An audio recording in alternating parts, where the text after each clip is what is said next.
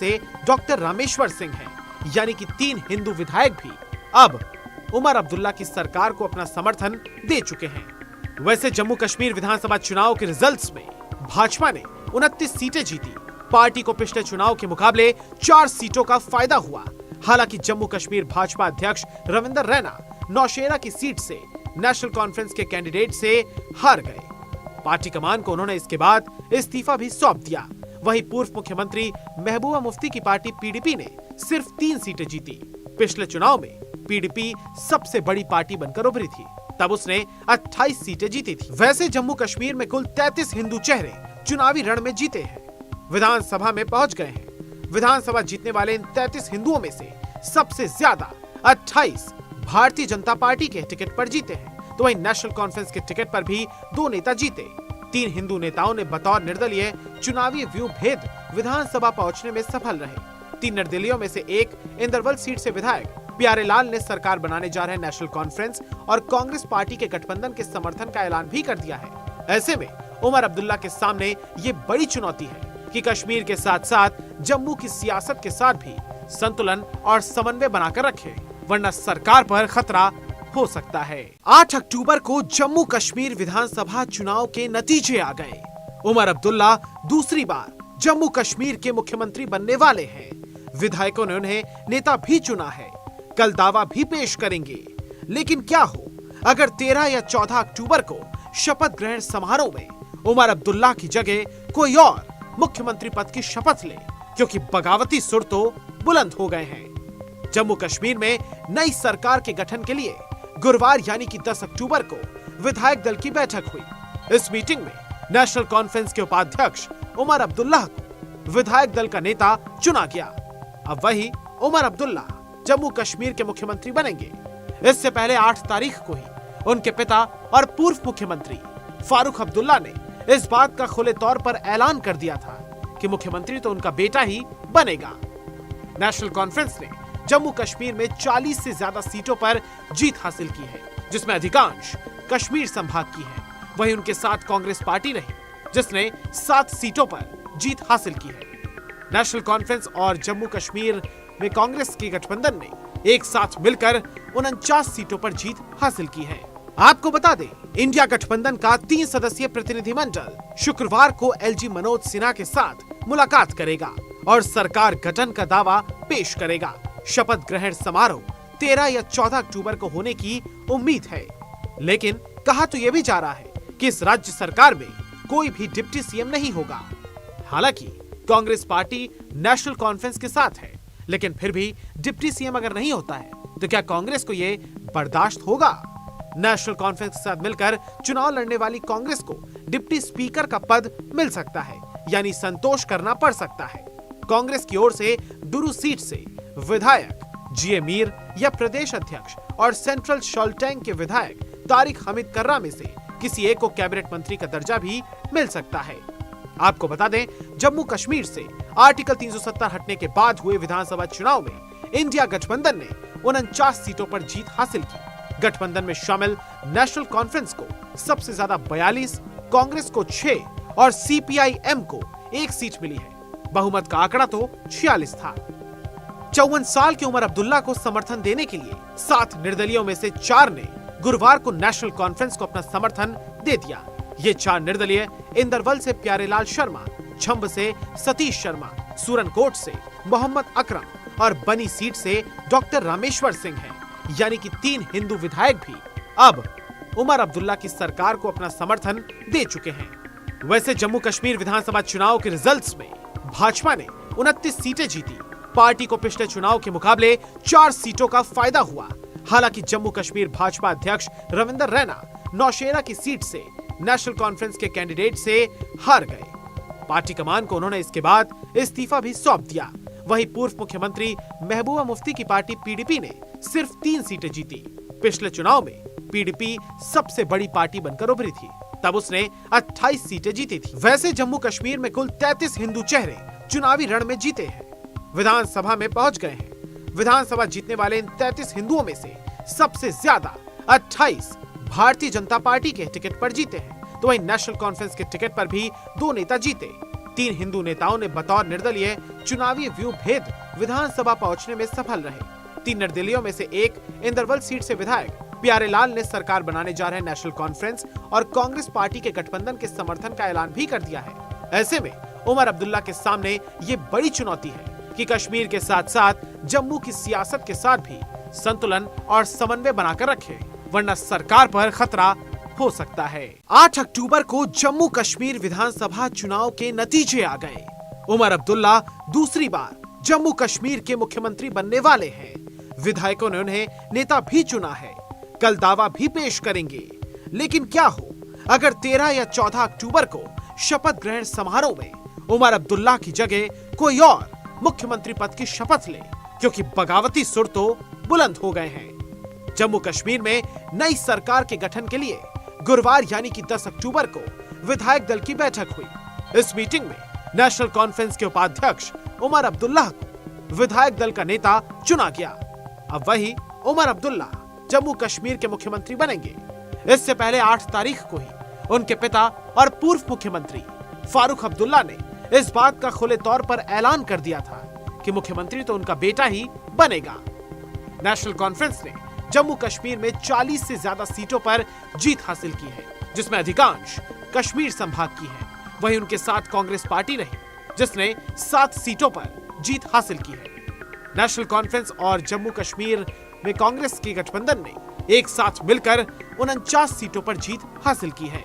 आपको बता दें, इंडिया गठबंधन का 3 सदस्यीय प्रतिनिधिमंडल शुक्रवार को एलजी मनोज सिन्हा के साथ मुलाकात करेगा और सरकार गठन का दावा पेश करेगा। शपथ ग्रहण समारोह 13 या 14 अक्टूबर को होने की उम्मीद है। लेकिन कहा तो यह भी जा रहा है कि इस राज्य सरकार में कोई भी डिप्टी सीएम नहीं होगा। हालांकि कांग्रेस पार्टी नेशनल कॉन्फ्रेंस के साथ है, लेकिन फिर भी डिप्टी सीएम अगर नहीं होता है तो क्या कांग्रेस को ये बर्दाश्त होगा? नेशनल कॉन्फ्रेंस के साथ मिलकर चुनाव लड़ने वाली कांग्रेस को डिप्टी स्पीकर का पद मिल सकता है, यानी संतोष करना पड़ सकता है। कांग्रेस की ओर से डुरू सीट से विधायक जीए मीर या प्रदेश अध्यक्ष और सेंट्रल शॉल्टैंग के विधायक तारिक हमीद कर्रा में से किसी एक को कैबिनेट मंत्री का दर्जा भी मिल सकता है। आपको बता दें, जम्मू कश्मीर से आर्टिकल 370 हटने के बाद हुए विधानसभा चुनाव में इंडिया गठबंधन ने 49 सीटों पर जीत हासिल की। गठबंधन में शामिल नेशनल कॉन्फ्रेंस को सबसे ज्यादा 42, कांग्रेस को 6 और सीपीआई-एम को 1 सीट मिली है। बहुमत का आंकड़ा तो 46 था। 54 साल की उमर अब्दुल्ला को समर्थन देने के लिए 7 निर्दलियों में से 4 ने गुरुवार को नेशनल कॉन्फ्रेंस को अपना समर्थन दे दिया। ये 4 निर्दलीय इंदरवल से प्यारेलाल शर्मा, छंब से सतीश शर्मा, सूरनकोट से मोहम्मद अकरम और बनी सीट से डॉक्टर रामेश्वर सिंह हैं। यानी कि 3 हिंदू विधायक भी अब उमर अब्दुल्ला की सरकार को अपना समर्थन दे चुके हैं। वैसे जम्मू कश्मीर विधानसभा चुनाव के रिजल्ट्स में भाजपा ने 29 सीटें जीती। पार्टी को पिछले चुनाव के मुकाबले 4 सीटों का फायदा हुआ। हालांकि जम्मू कश्मीर भाजपा अध्यक्ष रविंदर रैना नौशेरा की सीट से नेशनल कॉन्फ्रेंस के कैंडिडेट से हार गए। पार्टी कमान को उन्होंने इसके बाद इस्तीफा भी सौंप दिया। वहीं पूर्व मुख्यमंत्री महबूबा मुफ्ती की पार्टी पीडीपी ने सिर्फ 3 सीटें जीती।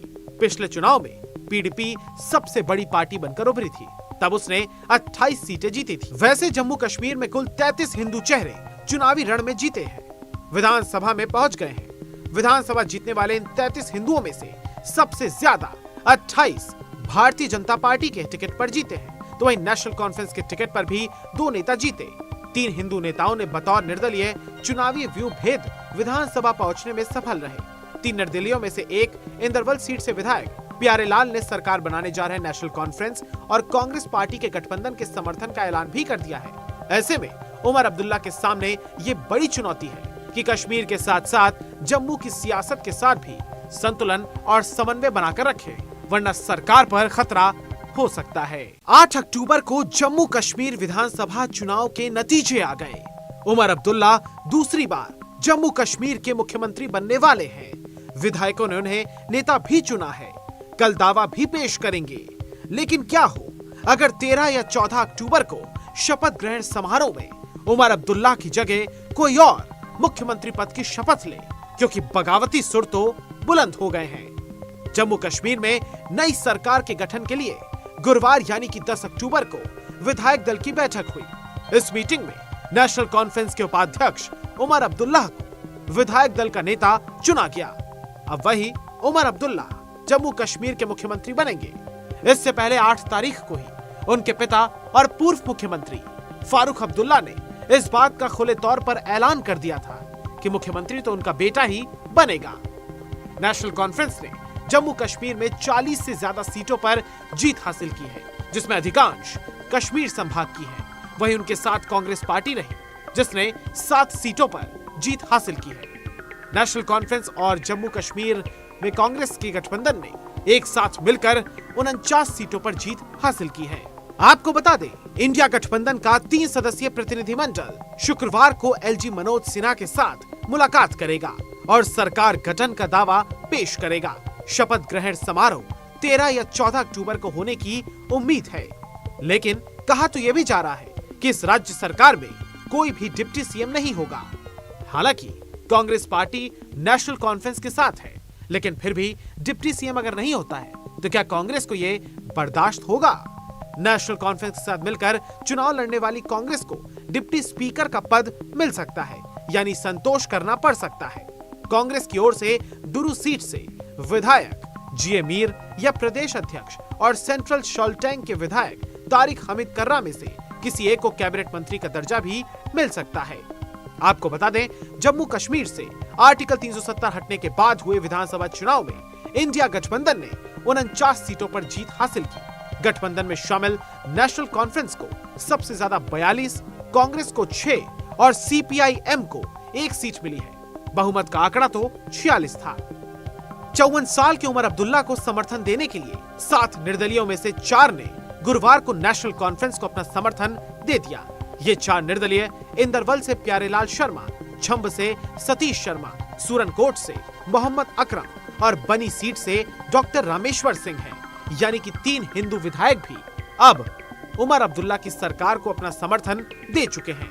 वैसे जम्मू कश्मीर विधानसभा चुनाव के रिजल्ट्स में भाजपा ने 29 सीटें जीती। पार्टी को पिछले चुनाव के मुकाबले 4 सीटों का फायदा हुआ। हालांकि जम्मू कश्मीर भाजपा अध्यक्ष रविंदर रैना नौशेरा की सीट से नेशनल कॉन्फ्रेंस के कैंडिडेट से हार गए।